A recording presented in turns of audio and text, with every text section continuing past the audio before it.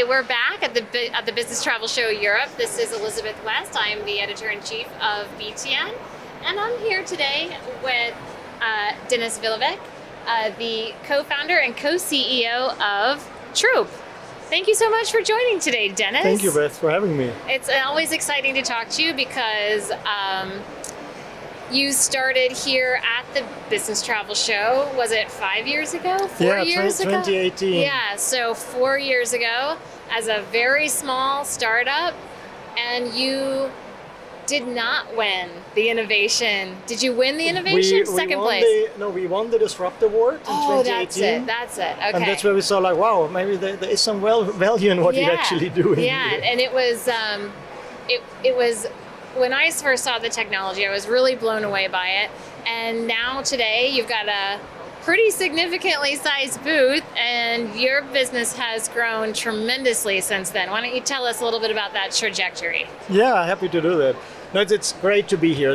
I think the fifth time now in a row, and as you said, like a great presence for us. Every year it becomes bigger, and we have a special relationship with this event here. And we started 2018 Innovation Award. They're like very small booths, just presenting a concept, an idea.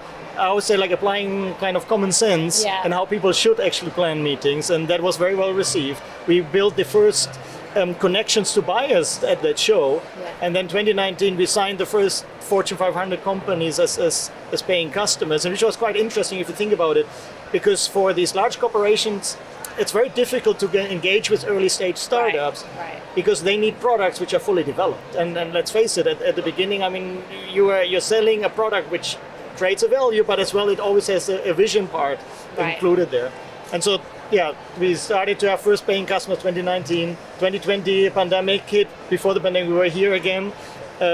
As we said, we tripled the business 2020, tripled the business 2021, raised the investment round 2021. So far we have doubled the business this year, and we grew from 6 people last year when we announced the investment round to currently 35. Oh wow! And we are adding another 18 to 20 people currently, so we are growing further. That's amazing. So who are you adding? Are you adding technologists? Are you adding sales, marketing, or everything? So the focus of the investment round has always been product. It's really, the product has to be amazing. Right. And so our investment has always gone into development, engineers, product people, etc. We are hiring on the sales side now as well. It's actually quite difficult to find good salespeople in the travel industry right now. It's like we are trying to find the right people there. So, but the focus has always been product, and will be as well going forward. Will be the product. Yeah. So let's sort of shift from talking about the product itself and maybe go to a little bit more of trends. Meetings are definitely coming back. Are you seeing, in terms of just volume of bookings on your platform, how is it growing? What are people choosing? Do you see any trends shaping up as we go towards the back half of the year? So we see trends in the type of meetings people are planning. Before the pandemic, kind of our sweet spot was between 30 to 300 people. And now, after the pandemic, it's somewhere around 5 to 30 people. So really, these internal small meetings, which has always been unmanaged, which has been planned by executive assistants, and they've never received support or technology in helping them.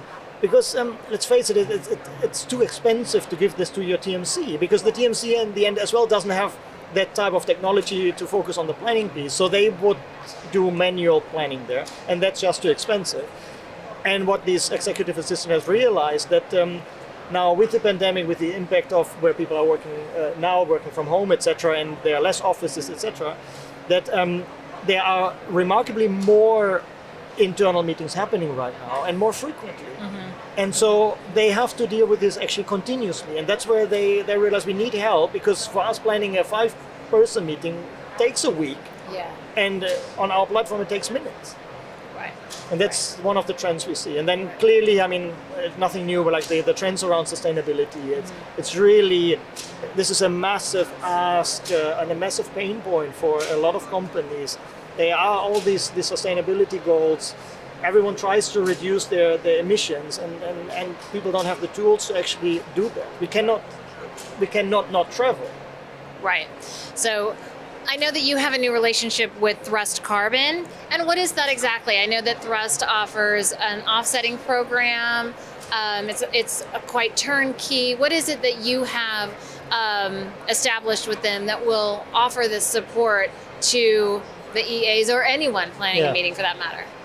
So it's really the detail of the data. Okay. So far, we have had detailed data on the transport. So the system gives you all the flight options, etc., and then is able to calculate the emissions. And Trust has a way more detailed data set, which is very interesting. And so this is really a big value for our customers. Okay. Okay. And just as a point of detail, do they have to be Thrust customers in order to have that addition to the True platform? No? No, Okay. but it is a way as well to become a Trust customer, right? Mm-hmm. Like it follows this idea, okay, let's give a value to the user, and if they like the data, the product, etc., well, then they are willing to become a customer. So in terms of, I know you have a lot of strong opinions on how people maybe can and should reduce their emissions, and you've talked to me about carbon offsetting, and that might not be the best avenue because it's not, we can't, as you say, plant trees on a different planet. So how does your tool support the sort of real reduction of emissions instead of the offset reductions of emissions? I mean, whenever I look at a problem, I like to actually, let's say, solve the problem in the first place and not necessarily look at the consequences, right? Like, and so offsetting, I mean, it's great that we do that. Obviously, it has a value, but it doesn't solve the problem. It's like, why do we produce the CO2 emissions in the first place? And then what we see is when you are part of a meeting and you see the emissions data at the point of planning, at the point of booking, actually. I mean, it just makes you feel bad because you cannot now decide, okay, I'm not traveling to New York to the meeting, I'm traveling to London. It doesn't work because it has been decided where you have the meeting. Right. So we believe the way going forward is avoidance, which means by having the data during the planning piece, you are able to massively avoid really big numbers of CO2 emissions. And that's how everyone should look at planning meetings. And that can be on CO2, it can be on cost, on travel time, on everything. Right.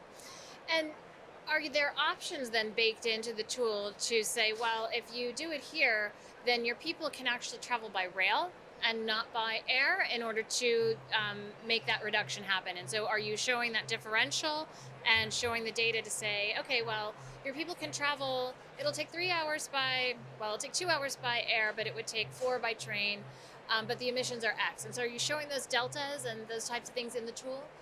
So we had this actually in our previous version of the platform. We are bringing that now into the new version again, because it is exactly like that. We give you the option, okay, if you travel by plane, it's so much. If you travel by train, so much. Or if you drive, it's so much. And then you have these mechanisms of defining, okay, don't give me, let's say, a train option if it will take 9 hours on the train and 2 hours on the plane. Right. Interesting. And so do you see, as part of your clients, and I don't know if you have this visibility into their programs or not, that based on the data that you're able to share, based on the sourcing information that you can give, are they changing their policies in certain ways to configure the tool, as you say, to, allow for this but not allow for that? And how are their policies changing in terms of sustainability? So we have seen some elements around the choice of travel. So don't consider a flight option for a distance which is shorter, I don't know, like 200 miles or 200 kilometers or something like this. So then go for the train option. So that's, for example, a way of changing the policy. As well, we have seen companies analyzing their policy. So how would our program change if we increase the business class policy from 6 to 7 hours? So modeling. Yeah. Interesting. And, in terms of the clients that are coming to you and the trends shaping, are all of your clients asking for sustainability? Is it a percentage of clients? I know you have some very big names among your clientele at this point.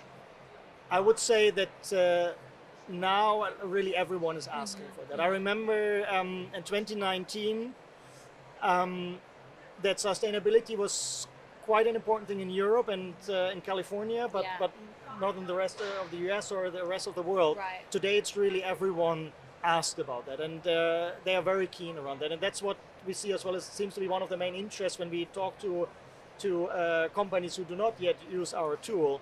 That's one of the key drivers with what they are interested in. Right. So it's an entrance point for you at Yes. this point to get into the company. Very interesting. Well, Dennis, unfortunately, our time is up, but it was so great talking to you, and I really appreciate you stopping by. And thank you, everyone, for listening. Thank you.